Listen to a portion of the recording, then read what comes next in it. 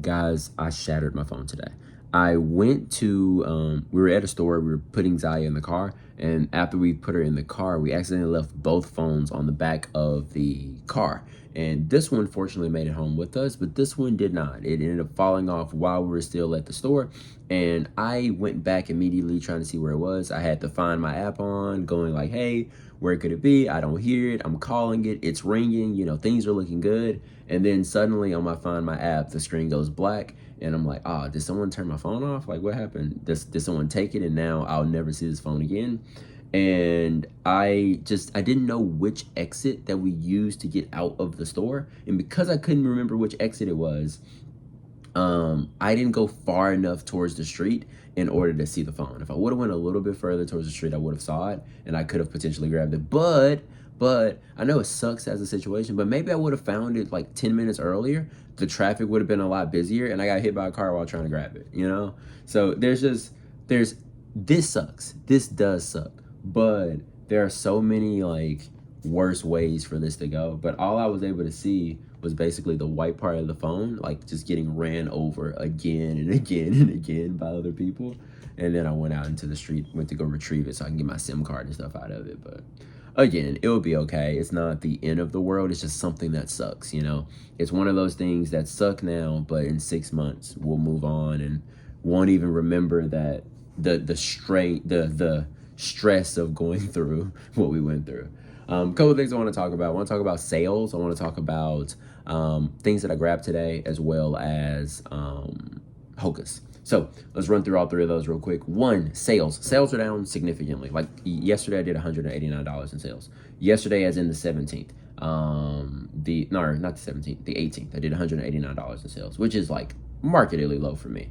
But the reason why my sales are so low right now are twofold, actually. One, my store is like 800 items. So what can I expect? And a lot of those items suck. I technically have like a 200, 300 item store for real. So to be able to get any sales are a blessing, and I shouldn't be as like frustrated or impatient as I am about it. Number two, between like the beginning of this month till like the 11th or 12th, I was running massive markdown sales, like just progressively larger and larger markdown sales, which made it so that all the watches that are on those items, they got there because the item was 40% off. So now that the items are at full price, it's very unlikely for them to buy the item in the first place. Thus, my sales are gonna suck. You know what I mean? Like it makes sense. Like this is what's supposed to happen. And sometimes I'll be like staring at the eBay chart going like, dude, come on, like where's the sales that I need more sales? I need more people to come in and buy this stuff. And I'll get a little impatient and go, maybe I should run a markdown sale. Maybe I should do this. Maybe I should do that. But really, I just gotta wait. Gotta go out there, buy my items, and wait. And also the blessing about me having limited, like me doing $100 to $200 in sales per day, that makes it so that the total cash that I have collected isn't that high. Like I might have to go out sourcing with $70. And when you go out with $70, you do more intelligent sourcing than you potentially would if you went out with $700. With 700, I was out there spending 500 on shenanigans and then 200 on the stuff that I should have been buying. Where with $70, ideally, I try to put every single dollar into inventory that can give me the best return that I can get. Now let's talk about that actually. So I went out today and I bought 8 pairs of shoes.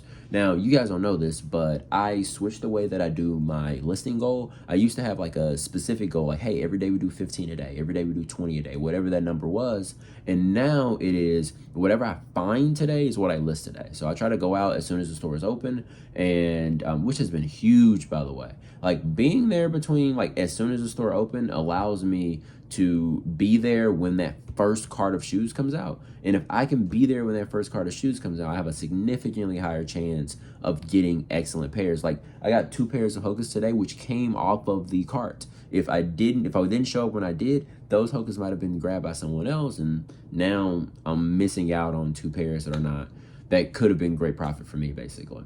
So I spent $57 on 8 pairs of shoes, which gives me a buy cost of $7.13. The average listing price for those pairs is $36.83, but I ran a little chart that can tell me like, hey, if this sold for 20% off all the way to 40% off, how much profit am I going to make?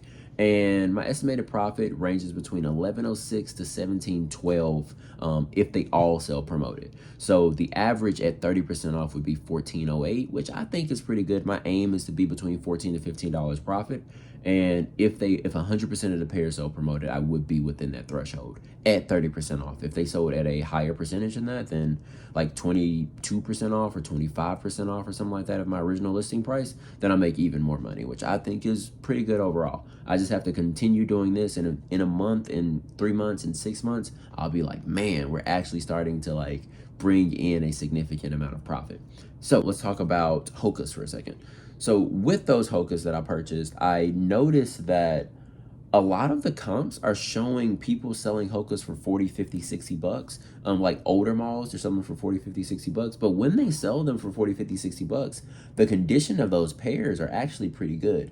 I was seeing that most of the pairs had pretty good tread. The uppers were pretty good as well, and they didn't really have that many tears on the interior. The ones that did have tears on the interior tended to be the $20 pairs, the $22 pairs. But like the pairs that are selling at the price points that we are aiming for, those are usually going to be pairs that have pretty good tread, and the uppers are good, are in good condition. So when I'm going sourcing, I need to be very, very diligent about how much I'm paying for a pair of Hokas. If I'm buying these for $9 or $12, I need to make sure that the overall condition matches that. Because back in the day, 2 years ago, and don't get me wrong, you can probably still do it now. I saw a guy sell a pair of Hokas when I was doing this research for $40, and like the bottom was bald. Like you could see the midsole through the bottom of the shoe. It was rough. But in general, most people aren't selling them that way, especially over the last like 8-9 days. If we're looking at like maybe someone on April 23rd sold a beat up pair of Hokas for $33, and that's great for them. We're just saying that the highest likelihood of you getting the money that you want to get would be making sure the pair is in good condition, which is obvious because Hokas are pretty common now. When I go out into the world, basically everybody has on Hokas and on clouds. So it's not as rare of a shoe as it used to be back in the day. So it's the standard has gone up a little bit.